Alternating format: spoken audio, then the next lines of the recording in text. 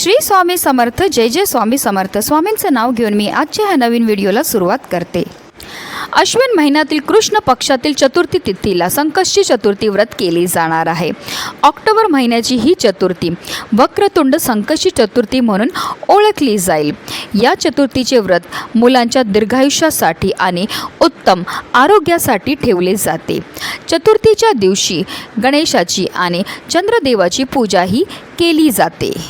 पंचांगानुसार चतुर्थी तिथी 20 ऑक्टोबर रोजी सकाळी 6:46 प्रारंभ होईल, तर दुसऱ्या दिवशी म्हणजेच 21 ऑक्टोबर रोजी सकाळी 4:16 समाप्त होईल आणि संकष्टी चतुर्थीच्या दिवशी चंद्रोदय जो आहे तो 7:35 होणार आहे. अश्विन महिन्याच्या कृष्ण पक्षातील चतुर्थी तिथीला वीर्यान योग तयार होत आहे. याशिवाय या दिवशी शिववास योगही असेल.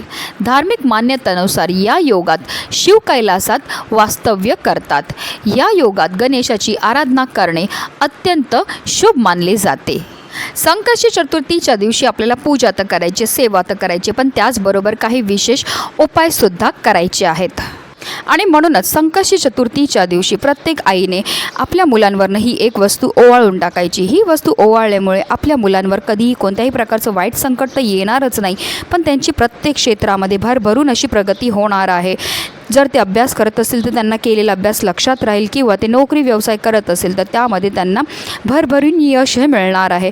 अतिशय प्रभावी असा हा उपाय आहे, ज्याबद्दल सविस्तर आणि महत्त्वाची माहिती मी तुम्हाला या व्हिडिओमध्ये देणार आहे. तर व्हिडिओ पूर्ण पहा आणि जर चॅनलवर नवीन असतील तर चॅनलला सबस्क्राईब करा आणि शेजारी बेल आयकॉनसुद्धा प्रेस करा, जेणेकरून तुम्हाला माझ्या नवनवीन व्हिडिओचं नोटिफिकेशन हे मिळत राहील आणि तुम्ही एक पण व्हिडिओ मिस करणार नाही.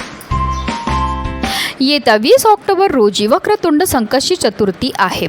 करवा चौथ व्रत देखील याच तारखेला पाळलं जाईल. करवा चौथच्या दिवशी स्त्रिया आपल्या पतीच्या दीर्घायुष्यासाठी आणि उत्तम आरोग्यासाठी व्रत करतात. यालाच अखंड सौभाग्यवती व्रत असेही म्हणतात. भगवान शंकरासाठी करवा चौथचं व्रत माता पार्वतीने ठेवले होते असे म्हटले जाते.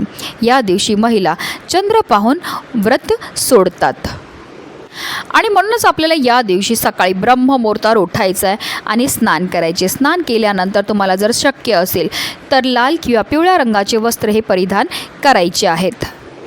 त्यानंतर आपल्याला व्रताचा संकल्प हा करायचा आहे आणि विधिवत गणपती बाप्पांची पूजाही करायची. सर्वप्रथम आपल्याला देवघरामध्ये दिवा हा प्रज्वलित करून घ्यायचा आहे, कारण कोणतीही सेवा किंवा कोणताही उपाय जो आहे तो आपल्याला अग्नीच्या साक्षीने करायचा आहे. त्यानंतर गणपती बाप्पांच्या मूर्तीला आपल्याला एका तामणामध्ये घ्यायचं आहे.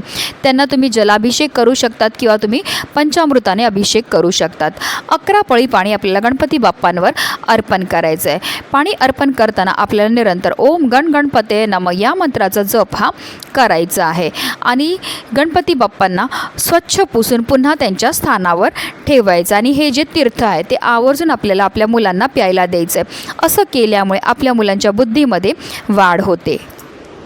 त्यानंतर गणपती बाप्पांना पिवळं चंदन किंवा लाल चंदन लावावं, तसेच शेंदूर लावावा आणि गणपती बाप्पांना आपल्याला जास्वंदाचं फूल तसेच दुर्वा अर्पण करायचे. ही दुर्वा अर्पण करताना आपल्याला आपल्या मनातली इच्छा बोलून गणपती बाप्पांच्या मस्तकावर किंवा हातावर ही दुर्वा अर्पण करायची. तसेच आपल्या मुलांकडनं सुद्धा आवर्जून आपल्याला आपल्या मुलांना गणपती बाप्पांना दुर्वा आणि जास्वंदाचं फूल हे अर्पण करायला लावायचं. तसंच त्यांच्याकडनं आपल्याला गणपती बाप्पांच्या मंत्राचा जपसुद्धा 108 वेळा करायला लावायचं. आता तुमची मुलं खूप लहान आहेत, त्यांना 108 वेळा म्हणणं शक्य नसेल तर किमान 1 वेळा तरी तुम्हाला त्यांच्याकडनं ओम गण गणपते नमः या मंत्राचा जप हा करून घ्यायचा आहे.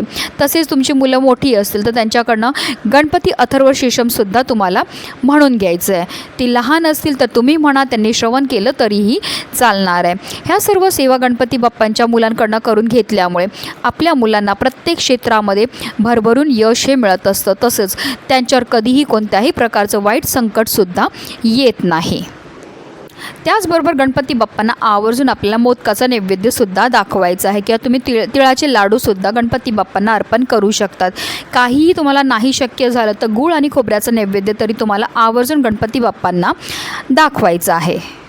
तसेच या दिवशी आपल्याला वक्रतुंड संकष्टी चतुर्थीची व्रतकथासुद्धा पठण किंवा श्रवण करायची आहे आणि गणपती बाप्पांची आरतीसुद्धा करून घ्यायची आहे. संध्याकाळी चंद्रोदय झाल्यानंतर आपल्याला चंद्राला जल अर्पण करायचं आहे आणि त्यानंतरच आपल्याला व्रत जे आहे ते सोडायचं आहे. अशा रीतीने आपल्याला पूजाही करायची आहे.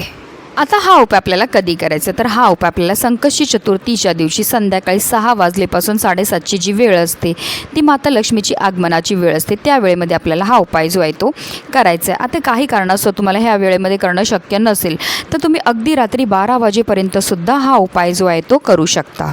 आता हा उपाय आपल्याला का करायचा, जर तुमची मुलं वारंवार आजारी पडत असतील, चिडचिड करत असतील, हट्टीपणा करत असतील, केलेला अभ्यास त्यांना लक्षात राहत नसेल, त्यांना कोणत्याही क्षेत्रामध्ये यश हे मिळत नसेल, तर हा उपाय जो आहे तो प्रत्येक आईने आवर्जून आपल्या मुलांकरता करायचा आहे. ह्या उपायाकरता आपल्याला 11 लवंग्या ह्या लागणार आहेत. ज्या लवंगा आपण घेणार त्या व्यवस्थित आपल्याला पाहून घ्यायच्यात. त्या अखंड असाव्या, कुठेही तुटलेल्या, फुटलेल्या किंवा खराब झालेल्या नसाव्या.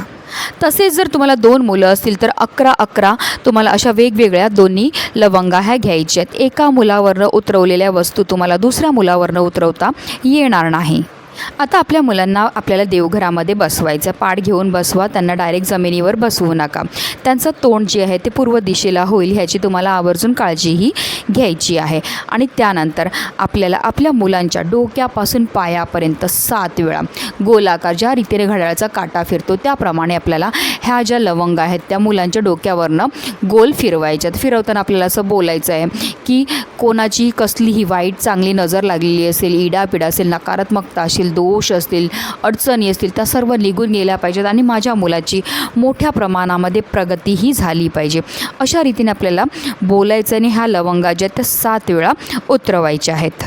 एकदा हा उपाय करून झाल्यानंतर आपल्याला सरळ ह्या लवंगा घ्यायच्या आणि आपल्या घरापासून थोडा लांब नेऊन आपल्याला टाकायच्या. टाकताना फक्त काळजी एवढी घ्यायची की कोणाच्या दारात, कोणाच्या अंगणात किंवा कोणाच्या कपड्यावर ह्या पडणार नाही किंवा कोणाचा ह्याच्यावर पाय पडणार नाही ह्याची आपल्याला आवर्जून काळजीही घ्यायची आहे. कारण आपल्या मुलांमध्ये असणारे जे दोष आहेत ते आपण आपल्या घरातनं बाहेर काढलेत आणि त्याच्यामुळे दुसऱ्यांना त्रास हा झाला नाही पाहिजे ह्याची काळजी आपल्याला घ्यायची आहे. तसेच हा उपाय करताना आपल्याला कोणी रोखणार नाही, टोकणार नाही ह्याचीसुद्धा आपल्याला आवर्जून काळजीही घ्यायचे आहेत. एकदा लवंगा फेकल्या की सरळ आपल्या घरी यायचं आहे, हात पाय स्वच्छ धुवून घ्यायचे आहेत.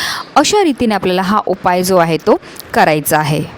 आता जर तुम्ही गावा साईडला राहत असतील तर ह्या वस्तू तुम्ही चुलीमध्ये पेटवून टाकल्या तरीही चालणार आहेत. ज्या रीती लवंग आपल्या जीवनाची चव वाढवतात त्याचप्रमाणे आपल्या मुलांच्या आयुष्यामध्ये असणारी जेवढी पण नकारात्मकता, इडापिडा, वाईट शक्तींचा प्रभाव असू दे, शत्रुबाधा असू दे, करणीबाधा असू दे, नजर दोष असू दे, हे दूर करण्याकरता अतिशय प्रभावी मानल्या जातात. म्हणून प्रत्येक आईने आवर्जून आपल्या मुलांवरनं हा लवंगांचा उपाय जो आहे तो आवर्जून करायचा आहे. म्हणूनच व्हिडिओ जास्तीत जास्त लोकांपर्यंत शेअर करा जेणेकरून प्रत्येकाच्या मुलाचं आयुष्याचं कल्याण हो हीच मनामध्ये इच्छा. श्री स्वामी समर्थ. जय जय स्वामी समर्थ.